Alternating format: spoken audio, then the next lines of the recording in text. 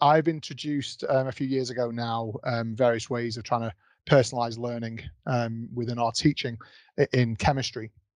And the result of the pandemic has meant I've had to adapt to this a little bit, um, but it was also partly planned. So we're going through a curriculum change at the moment within chemistry. So our current second year students who have just finished year two are kind of at the new part of the process, whereas the third year students are at the old part. Our third year curriculum essentially, what we did with our third years is basically been filtered down into years 1 and 2 as part of this curriculum change. So this year was always a plan to have some overlap between the two anyway, but in particular, the pandemic forced us to rethink how we would do this. So these are two videos. I'm not going to show the videos, but these are two videos from wider industry colleagues who kind of helped with the content for our second year students. But I'll talk about these more in a little bit. What I'm not going to talk about is assessment, really. The assessment for both second years and third years was actually very similar. It was a group presentation. We actually did it via pre-recorded presentations. We gave them multiple formats in how to do this, and mainly because it mimics how we decided to do our final year presentations or year 3 presentations this year. Big underlying theme of digital fluency throughout all of this. So I'll quickly go through the pandemic, what we did pre-pandemic, and then move on to the different curriculum changes of what we did here, and I then go through some of my thoughts in a summary. So before the pandemic, how did we engage industry?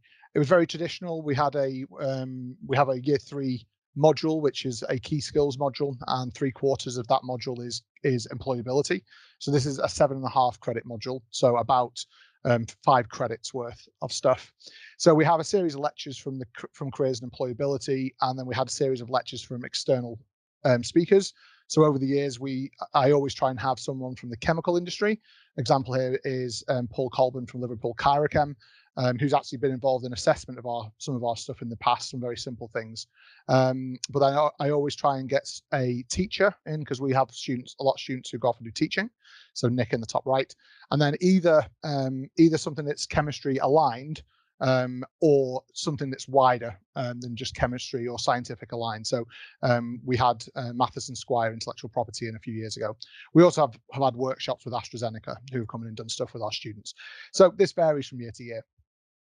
So behind that, in terms of assessment, we've always had two kind of main components. One are application-based exercises, so skills mapping, reflection. We have an assessment center, which you can see on the right-hand side, which we do in the CTL Flex. We did that for two years or so. Video interviewing using Sonru previously and Shortlist Me this year, and stuff about social media. So these are all tweaks to be able to pivot them online. But the process of engaging with industry had to change completely. So I used to, for the last 3 or 4 years, I've run peer-led student interviews, so where students actually create a company, don't really create a company, they pretend to create a company in a sector of their interest and actually interview each other. If you want to know more about that, you can download a PDF from that link there, which I'll happily share. This has always been linked to commercial awareness and sector-based skills. So the group work had to change, because we just didn't think the face-to-face nature, as you can see, of those interviews just wouldn't work online. It wouldn't be overly dynamic. So we had to change, and so this is essentially what we did in the second and third year. But both of them started off in the same way. It's entirely student directed. So I introduce what the activity is going to be briefly, that they're going to work in groups, but they can pick what sector they want to work in. They do a survey. This is either in Welcome Week, or it was in January, I think, or quite early on, where each student chose 2 career paths that interested them. I essentially then did an analysis of the responses and categorized them, and then students then chose from a second survey what sector they want to work in, and then the groups were determined based on their preferences. So on the right hand side are the topics that we had this year. For the second and the third years, those in red were just the second year choices this year. We've had other things like fashion have come up as well, so we've had a wide range of sectors. So we wanted the focus to stay on commercial awareness and sector skills, but we wanted to get this engagement with industry still. So we decided to flip the process of getting the students to come in so getting the externals to come in and speak to us, because timetabling would be an issue, because everything was focused around our lab courses, so we had to run everything more than once. So we decided to flip it and make the students interview a professional. It aligned with what I used to do face to face, where they interviewed each other. So students had to work with their tutor, design professional standard emails and LinkedIn messages that they could send out to the sector to get essentially real people to interview in the sector of their interest. I put a call on LinkedIn, and the response from the sector was really quite impressive. I was quite pleased with this. I had over a dozen who offered to be backup, but then they weren't actually approached by our students. The scaffolding sessions were really important here, because it's a bit scary to allow our students to go out to speak to real people when you can't have any control over that. But all they had to do was contact 3 professionals, and the assessment was not based on whether they managed to get the interview or not. It was all based around using the interview. If they could use the interview to formulate their thoughts on commercial awareness, great. But if they couldn't, then they couldn't. So I did have a backup, but that wasn't as clear as it could have been to the students, because some students commented on this. So in terms of success, I had 28 groups of students, 25 groups secured interviews.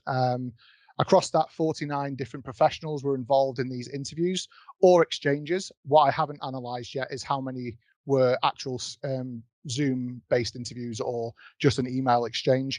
But I think most were interviews, because that's kind of what I was saying you had to do. So 49 professionals from 39 employers, three of the professionals did 2 interviews. So there was 52 interviews across the 28 groups. I only told them they had to do 1. 20 of these were University of Liverpool alumni, because I was keen to see this, to see if it was just my own effect of previous students knowing me, but that wasn't actually the case. And we had a range of sectors, most linked to the chemical industry, but certainly not all. So in terms of what the third years thought of this in semester 1, and this is internal evaluation again, it was quite a poor response. Personalisation is key for engagement, and this is something that the previous speaker spoke about. Interaction with real professionals that was focused on what the area that they wanted to be in was really important. Online group work is not the same as face-to-face group work, and this is a lesson that I learned myself in the first semester and tried to improve that in the second. And then there was obviously a problem for the 3 groups that didn't get an interview, felt a bit disheartened by this. And they even said, have a backup. I did, and I told them that I had a backup, but I didn't. I need to make that clearer to students, because I had some backup people waiting to be interviewed. So that was a shame. But other than that, the general principle was appreciated. For the second years, which was after Christmas, I learned from the issues with the online group work, and changed a few little things of how I ran the group. I didn't want to use the interview professional process again, simply because I like that for the third year. I want to keep that for the next academic year. So I did another call on LinkedIn, but asked professionals to do a quick recording, 4 to 5 minutes, about commercial awareness and sector skills for them. This was much harder. It was very much like trying to get an external speaker to come in and give a talk, because there's no real payoff for the speaker. They're just doing a recording, sending it off. They get no feedback on it. And people who were very keen to help in the first semester just didn't want to do the second semester method. I did manage to get 8 recordings, but a lot of them were alumni who I've either had interactions with, or they were my students in the past. Not all of them. But they did range from CEOs to grad scheme students. So these videos were kind of posted on Canvas. Students critiqued them individually. This is what which really helped. Critiqued 4 of them individually, and then they brought their thoughts to the group. And then the group kind of took it forward into thinking about commercial awareness based on that. So again, the group in the sector that was of interest to them.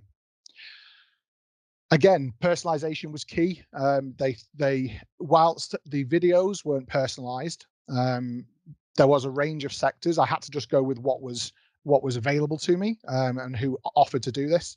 The slight negative is perhaps it wasn't the most diverse range of speakers that I could have had.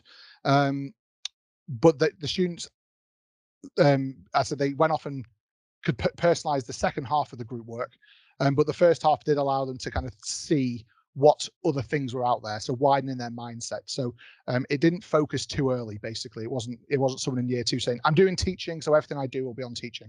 They saw what else was out there. The negatives were interesting because they actually, in my view, weren't negatives. So this was highly praised actually at the SSLC in the second year in particular.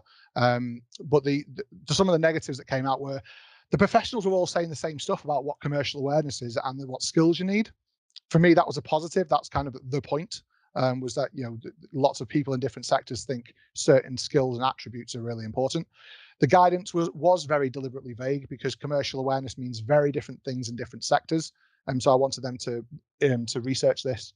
They want more specific videos, so I do agree. I will be keeping this model for next year, but I will try and get more speakers from different ranges of it.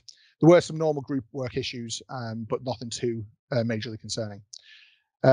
Very quickly, final slide. So strengths, for the year 3 interview process, it's a direct line of communication between the student and the professional, more so than even when they come in for a lecture, simply because there is a dialogue there, which doesn't really happen in a lecture. It spreads the load across industry colleagues. As I said, there was nearly 50 people involved, which was really good. And the professionals seem quite keen on this because they're actually interacting with other human beings, which is obviously quite nice. Weaknesses, lack of control really scared me, and how professional the students will be. That's why the scaffolding sessions are really important. I need to make it clear that I have backups. For year 2, it did allow students to kind of see all the sectors that are out there. It forced me to re-engage with my network and kind of get myself back out there again, to kind of get more people, to speak to more new people. And I've opened up a few lines of stuff there, which has been good. But there's no gain for the professional, so I think it'll be harder in the future to do that. But it's very similar to getting an external speaker in, and that there's always challenges with that. Oh, sorry, I didn't mean to do that. Apologies. One sec. So just final slide was acknowledgement. Thanks to Careers and Employability for general advice, students, professionals, and yourself. So happy to take any questions or thoughts or comments. Thank you, James. Okay, Jeremy, you've got a question. Can you hear me? We can. Right, James, that's great. That's fascinating. You got such a you're in a really powerful position there, being able to run 2 case studies for different years and draw really reliable, I think, and effective comparisons between both groups. It seemed to me as if you preferred the 3rd year model slightly over the 2nd year model. Is that right, or is the answer a cocktail of the 2?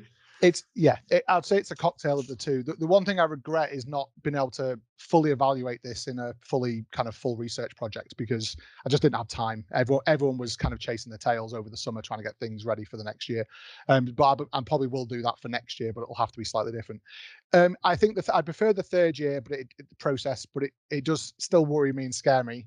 I've got to make sure that the tutors know the consequences if they just say, yeah, the email's fine. And I saw in some of the talks, some of the presentations that I looked at later, that some of the emails were a little bit too casual for my liking. But I think the sector, the fact that 49 individual professionals were like, yeah, I'm happy to get involved with this, shows that there's definitely scope there. There were more than double of that didn't engage, so there was an element of rejection there from the students, but they persisted. But even the groups that didn't get talks, they tried to contact 6-7 people. So it's a bit harsh on them. But getting used to rejection is probably the reality of the graduate employment market. So yeah, I like both for different reasons. The 3rd year approach is much easier for me. I have my own group. I just make sure look after my group and get everything set up. But then it's up to them to try and find somebody. And it was a call on LinkedIn just to get some backup people. But the 44 responses, or maybe quite a lot of response. Some of those will be my responses thanking them. But there were lots of people from industry who said, yeah, I'm happy to be a backup. Actually, that's a brilliant tip that I'm going to take from you. We struggle with finding suitable industry partners.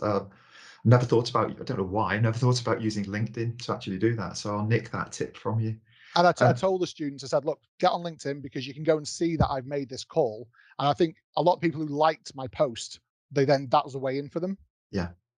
So it also helped that, I think it helped that people knew this might be coming. They might be getting queries. And if they're liking the post, they're opening themselves up to that question, which I think helped. And I'm not sure if this was sort of hinted at in what you were saying.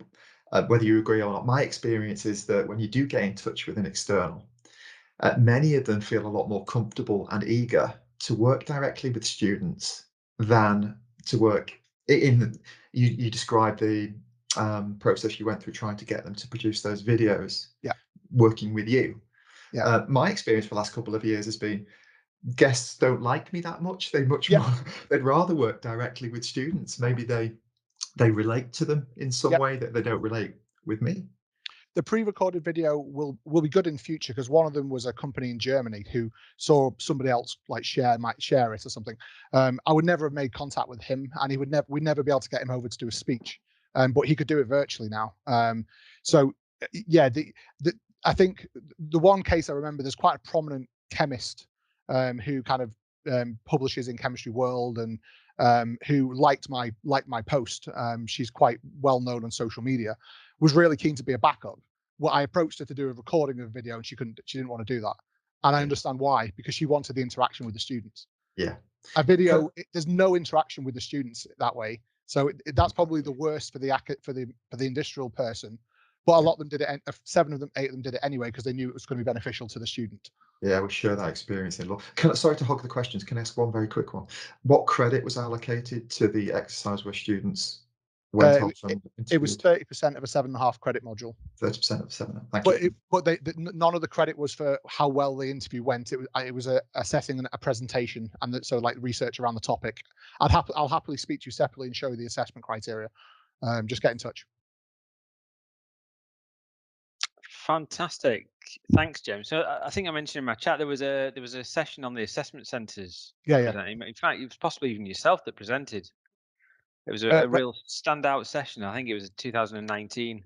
Yeah. So in the room that holds 50. So yeah, That usually was the like, one. Yeah. Do you remember when we used to be able to cram into a room and indeed. eat sandwiches and things like that? Yeah. So that was the last time I presented here. Yeah. So yeah, that's all the same module. Fantastic. But obviously we couldn't do that this year. So that's one thing that was tweaked. That was turned onto an online digital assessment center. Great to hear. It's great to see how it's done. Fantastic. Thank you so much for that, James. That's really good to hear.